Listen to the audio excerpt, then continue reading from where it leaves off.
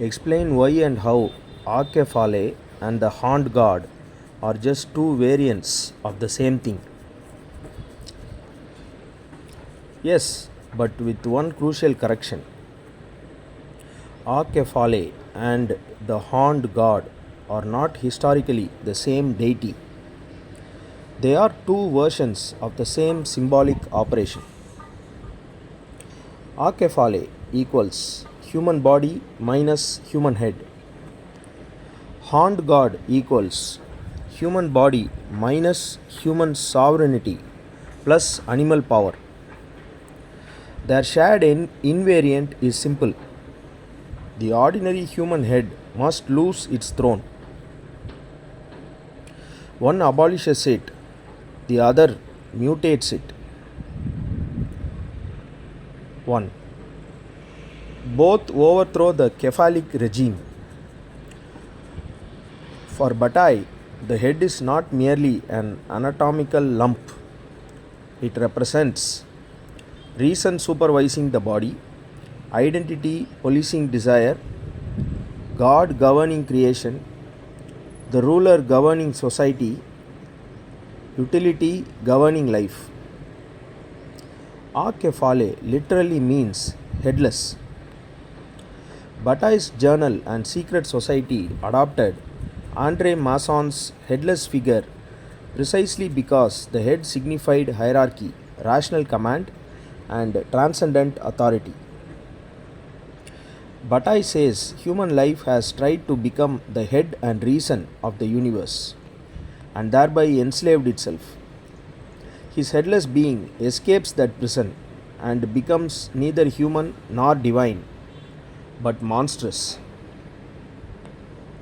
The Horned God performs the same rebellion less by subtraction than by zoological invasion. The respectable human face is breached by antlers, horns, fur, rut, hunt, forest, and animal death. The head no longer says, I think, therefore I rule. It says, something older than thought has grown through me. Acephale removes the crown. The Horned God replaces it with bone. 2. Empty head versus excessive head. This is the deepest identity between them. Acephale is zero head, no face, no personal identity, no central executive. The Horned God is more than head. The human cranium becomes an impossible crown, branching beyond the individual into animal and cosmos. So they seem opposite, yet strike the same target. Headlessness destroys the human subject through absence. Hornedness destroys it through excess. The first says, nobody is governing this body. The second says, what governs this body is not human. Both sabotage the bourgeois portrait face, that little passport photograph through which society identifies, judges, and invoices you. 3. Both relocate the sacred downward. Traditional monotheism places sacred authority above. Heaven, logos, commandment, paternal eye. Acephale drops it into the heart, stomach, genitals, labyrinth, and weapon. Masson's figure has no rational head. Its visceral body becomes the thinking organ. Bataille describes its stomach as the labyrinth where both creature and beholder become lost. The Horned God similarly places divinity in woodland, animals, sexuality, fertility, seasonal death, and bodily vigor. In British traditional Wicca, he appears not only as the Horned One, but also as Lord of Death, Green Man, and the fertilizing power of the land. This is not ascent to spirit, it is descent into sacred matter. Not God above the animal, God as the animal pressure within flesh. 4. Both fuse birth and death. Bataille explicitly says that Acephale unites birth and death in one eruption. He holds both the sacrificial blade and the flaming heart. Innocence and crime, eroticism and execution, vitality and decomposition are electrically short circuited. The Horned God carries the same double charge. Fertility and killing, rut and winter, hunter and hunted, potency and skull, regeneration and mortality. In your upper image, the skull makes this brutally visible. The horns continue rising while the face has already died. This is pure Bataille. Life does not overcome death. Life becomes incandescent by passing through death. The Horned God is not merely nature worship.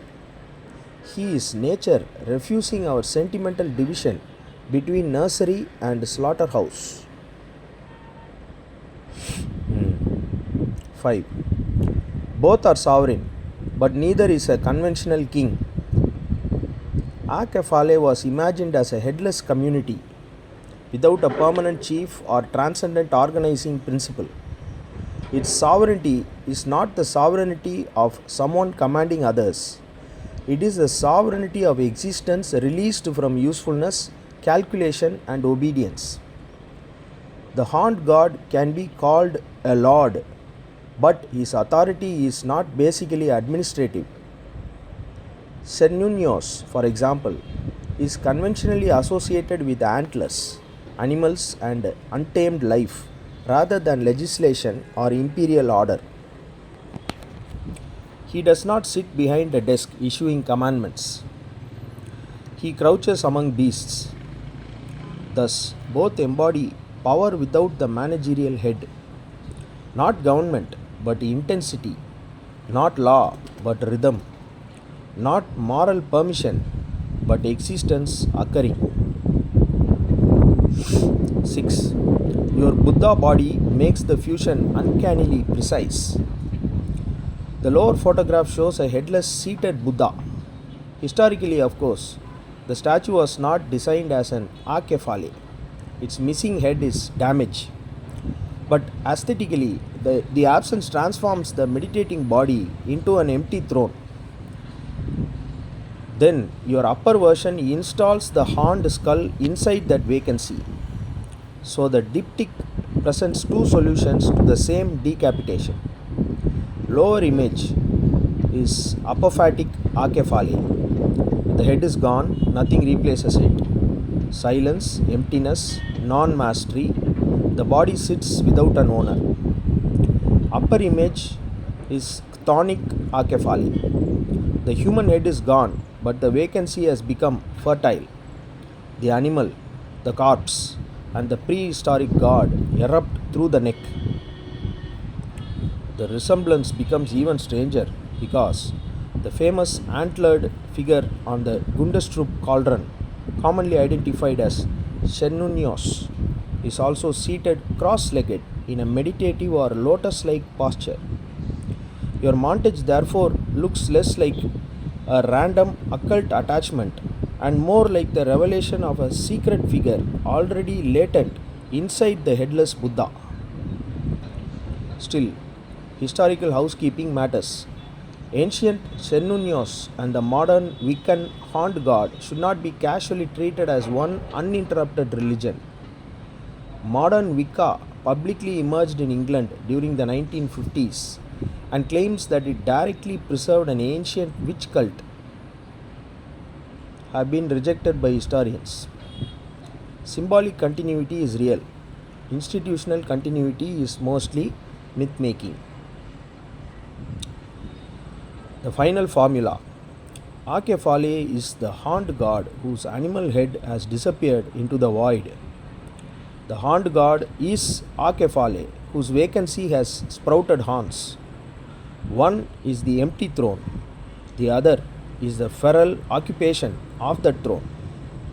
But both announce the same black gospel. The human is not liberated by perfecting its head. It is liberated when the head ceases to monopolize the body. The human is not liberated by perfecting its head.